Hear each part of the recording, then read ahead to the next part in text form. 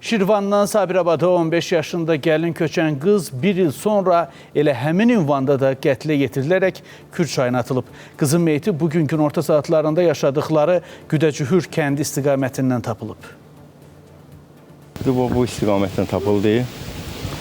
Buradaydı. Sağ olsun cəmaatın köməkliyin daxtı çıxartdı oradan.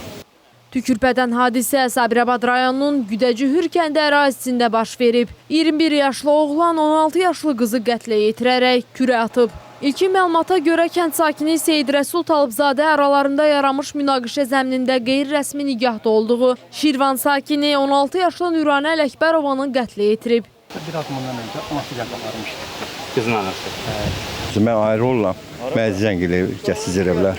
Yatmışdım, baxışdım, işdən gəlib yatmış. Gəldim, deyirlər beləncik. Allah heç kimə göstərməsin.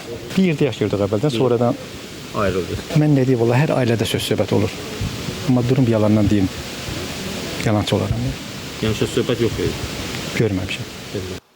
Hadisəni törətməkdə təqsirli bilinən şəxs polis tərəfindən saxlanılıb. Aparılan axtarışlar zamanı meyit sudan çıxarılaraq aidiyyatı üzrə təhvil verilib. Faktla bağlı araşdırma aparılır. Yaqub Mehdioğlu, Diana Cəlali, Spice Xəbər, Sabirabad.